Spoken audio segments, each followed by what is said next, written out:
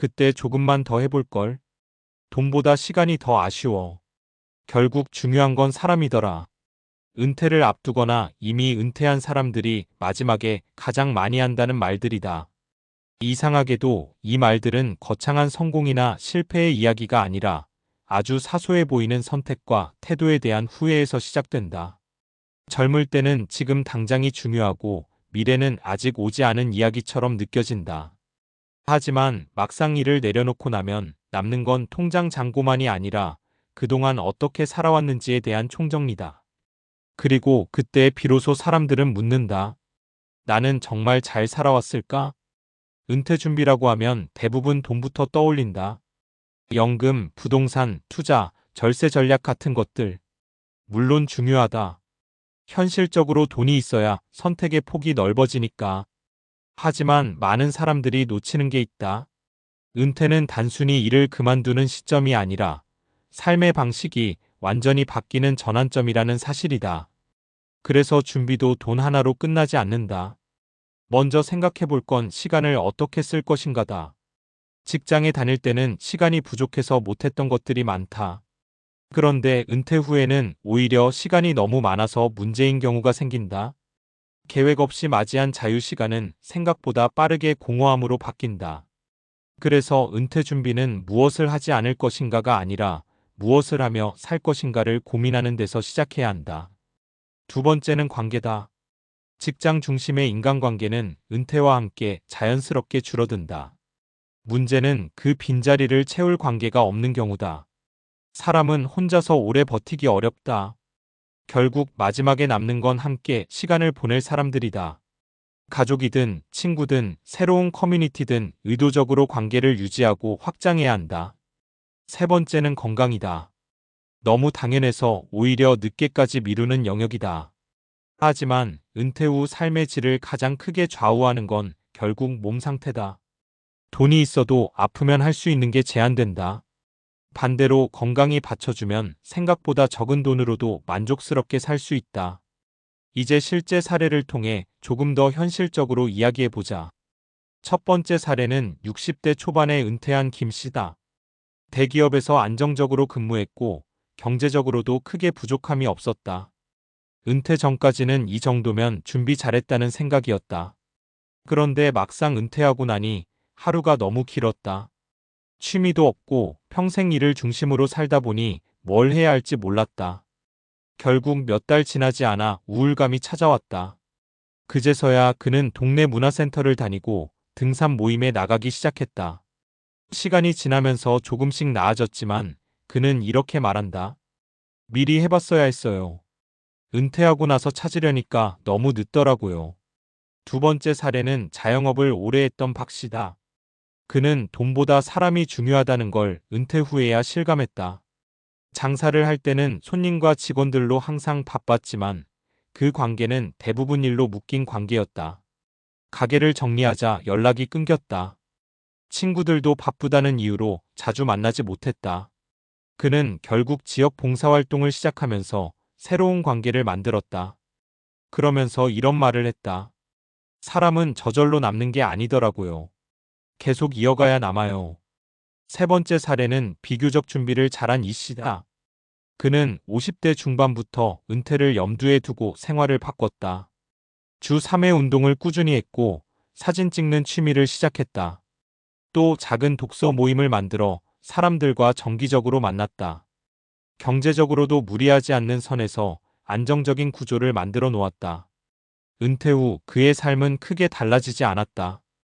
단지 일이 빠졌을 뿐 이미 만들어둔 일상이 계속 이어졌다. 그는 말한다. 은퇴는 끝이 아니라 연장선이에요.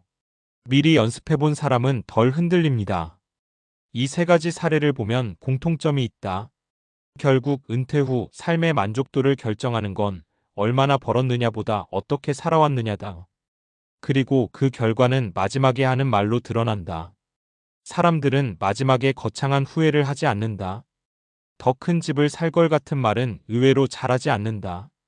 대신 그때 시간을 더 쓸 걸, 사람을 더 챙길 걸, 나를 위해 살아볼 걸 같은 말을 남긴다. 이건 결국 지금 우리가 무엇을 우선순위에 두고 살아야 하는지를 보여주는 힌트다. 그래서 은퇴 준비는 미래의 일이 아니라 지금의 삶을 어떻게 설계하느냐의 문제다. 돈을 모으는 것도 중요하지만 시간을 쓰는 연습, 관계를 유지하는 습관, 몸을 돌보는 태도를 함께 가져가야 한다. 그래야 은퇴 후에도 삶이 끊기지 않고 자연스럽게 이어진다. 마지막에 어떤 말을 남길지는 지금의 선택이 만든다. 그리고 그 선택은 생각보다 거창하지 않다. 오늘 하루를 어떻게 보내는지, 누구와 시간을 보내는지, 나를 얼마나 돌보는지 같은 아주 작은 것들이다. 어쩌면 은퇴 준비의 핵심은 이것일지도 모른다. 언젠가 후회하지 않기 위해 지금을 조금 더 제대로 사는 것. 앞에서 이야기한 것들이 결국 어떻게 살아야 후회가 덜 남는가에 대한 감각적인 이야기였다면 이제는 그걸 조금 더 근거 있게 들여다볼 필요가 있다. 왜 사람들은 은퇴 후에 비슷한 후회를 하게 되는 걸까? 단순히 개인의 선택 문제일까? 아니면 인간이라는 존재 자체의 구조적인 특징 때문일까? 결론부터 말하면 꽤 많은 부분이 인간의 뇌와 심리 구조에서 비롯된다. 우리는 원래 장기적인 만족보다 단기적인 보상을 더 크게 느끼도록 설계되어 있다. 이를 설명하는 대표적인 개념이 현재 편향 템퍼럴 디스카운팅이다. 쉽게 말해 미래의 이익보다 지금 당장의 편안함이나 즐거움을 더 높게 평가하는 경향이다. 예를 들어보자. 운동을 해야 건강에 좋다는 건 누구나 안다. 하지만 퇴근 후 소파에 눕는 게 더 매력적으로 느껴진다. 인간의 뇌는 당장의 피로 회복이라는 보상을 더 크게 인식하기 때문이다. 이런 선택이 하루 이틀 쌓이면 큰 차이가 없지만 10년, 20년 쌓이면 은퇴 후 건강 상태에서 결정적인 차이를 만든다. 이건 돈도 마찬가지다. 장기 투자의 중요성을 알면서도 소비를 줄이기 어려운 이유 역시 같은 구조다. 뇌의 보상 시스템, 특히 도파민과 관련된 회로는 즉각적인 만족에 더 강하게 반응한다. 그래서 우리는 나중에 준비해야지라고 생각하면서도 실제 행동은 미루게 된다. 또 하나 중요한 개념이 있다. 쾌락 적응 어다닉 애덕테이션이다. 사람은 좋은 상황에도 금방 익숙해지고 다시 새로운 자극을 원하게 된다. 연봉이 올라가도 만족이 오래가지 않는 이유가 여기에 있다. 결국 더 많은 돈을 벌어도 행복이 일정 수준 이상 크게 늘어나지 않는 이유다. 이걸 은퇴 관점에서 보면 의미가 분명해진다. 단순히 자산 규모를 늘리는 것만으로는 장기적인 삶의 만족도를 보장할 수 없다는 것이다. 오히려 일상에서 지속적으로 의미를 느낄 수 있는 활동, 관계, 건강 같은 요소가 더 중요한 역할을 한다. 여기에 신경과학 연구들도 비슷한 결론을 뒷받침한다. 인간의 행복과 밀접한 관련이 있는 세로토닌, 옥시토신 같은 신경전달 물질은 돈 자체보다 사회적 연결과 신체 활동에서 더 안정적으로 분비된다. 다시 말해 사람을 만나고 몸을 움직이고 의미 있는 활동을 할 때 더 오래 지속되는 만족을 느끼게 된다는 것이다. 그래서 은퇴 후 갑자기 행복해지기를 기대하는 건 현실적으로 맞지 않다. 행복은 특정 시점에 생기는 이벤트가 아니라 반복된 생활 패턴에서 만들어지는 결과이기 때문이다. 직장에 다닐 때 형성된 생활 방식이 은퇴 후에도 그대로 이어지는 경우가 많은 이유도 여기에 있다. 또 하나 짚고 넘어가야 할 건 정체성 아이덴티티 문제다. 많은 사람들이 이를 통해 자신의 역할과 가치를 정의한다. 나는 회사원이다. 나는 사업가다 같은 식이다. 그런데 은퇴는 이 정체성을 갑자기 제거해버린다. 심리학에서는 이를 역할 상실로 로스이라고 한다. 이 상태가 오래 지속되면 자존감이 떨어지고 삶의 의미를 잃었다고 느끼기 쉽다. 그래서 은퇴 후에 우울감을 경험하는 사람들이 적지 않다. 실제로 여러 연구에서 은퇴 직후 삶의 만족도가 일시적으로 떨어지는 경향이 확인된다. 이 문제를 잘 넘긴 사람들의 공통점은 하나다. 이를 대신할 새로운 정체성을 미리 만들어 놓았다는 것이다.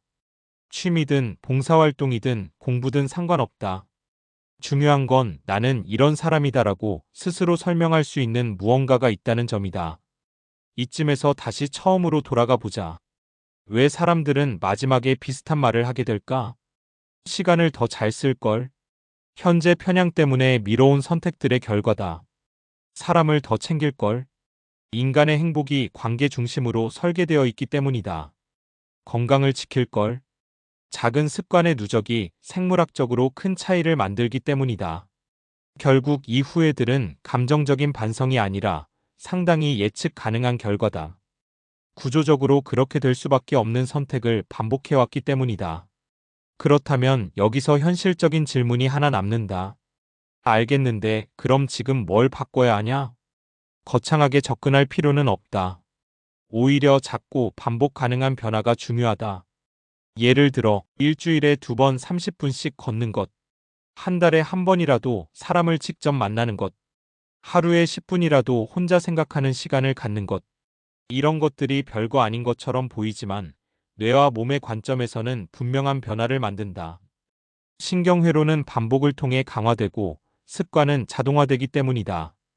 결국 은퇴 후 삶의 질은 특별한 결심이 아니라 지속된 패턴에서 결정된다. 중요한 건 타이밍이다. 은퇴 후에 바꾸려고 하면 늦다.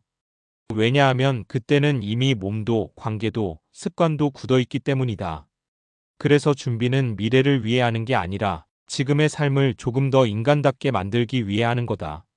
마지막에 어떤 말을 남길지는 아직 정해지지 않았다. 하지만 한 가지는 분명하다. 그 말은 어느 날 갑자기 튀어나오는 게 아니라 지금 반복하고 있는 하루에서 만들어지고 있다는 것.